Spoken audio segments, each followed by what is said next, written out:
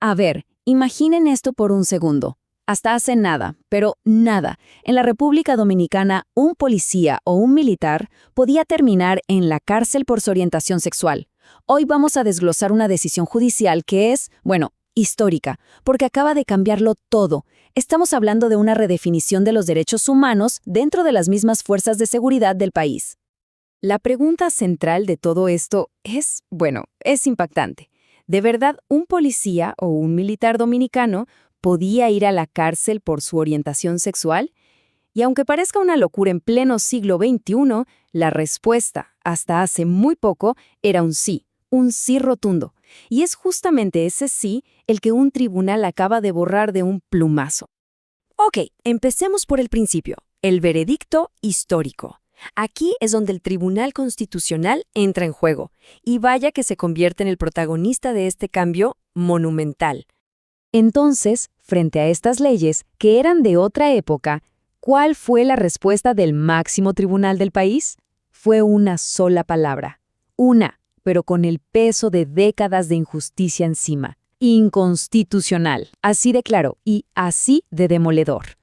Esto quedó escrito negro sobre blanco en la sentencia TC/1225/25. Básicamente, lo que dijo el tribunal es que penalizar las relaciones homosexuales en las fuerzas de seguridad simplemente iba en contra de la Constitución. ¿Y la consecuencia? Pues que esos artículos fueron, como quien dice, expulsados del sistema legal, para siempre. Pero para entender qué tan grande es este cambio, tenemos que hacer un pequeño viaje en el tiempo.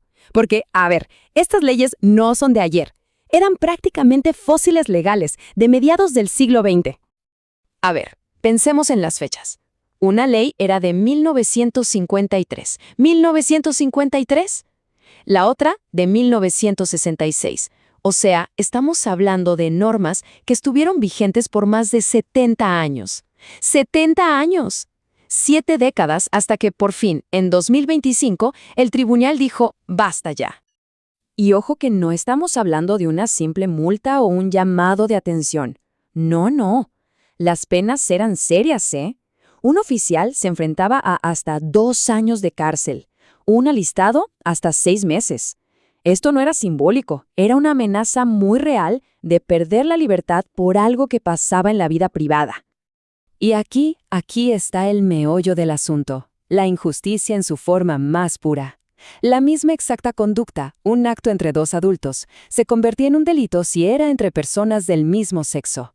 Pero si era entre un hombre y una mujer, ningún problema. La única diferencia, la orientación sexual. Eso tiene un nombre, y es discriminación con todas sus letras. Entonces, ¿cómo fue que cayeron estas murallas legales? Bueno, no fue por arte de magia, ni mucho menos. Todo esto pasó gracias al valor de 2 ciudadanos, gente de a pie, que se atrevieron a enfrentarse al sistema. Y en esta historia hay 2 nombres que hay que recordar. Anderson Javier Dirosi de León y Patricia M. Santana Nina. Fueron ellos, estas 2 personas, quienes llevaron el caso al Tribunal Constitucional. Su argumento era tan simple como contundente. Estas leyes simplemente no tienen lugar en una democracia. El argumento que presentaron fue, en esencia, muy directo y poderoso. Queda bien resumido en esta frase. Lo que dijeron fue, miren, el único criterio que se está usando aquí para decir que algo es un delito o no es la orientación sexual de las personas involucradas.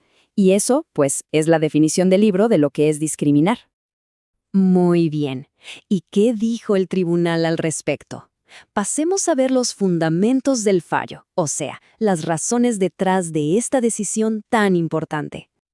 El tribunal no se anduvo con rodeos, ¿eh? Calificó estos artículos como ostensiblemente inconstitucionales. Y esa palabrita ostensiblemente es clave. Es como decir que la inconstitucionalidad era tan, pero tan obvia que saltaba a la vista. No había ni que discutirlo mucho. Y no es que el tribunal haya encontrado un problemita, no. Encontró que se estaban violando un montón de derechos fundamentales. Se violaba el principio de razonabilidad, porque la ley no tenía sentido.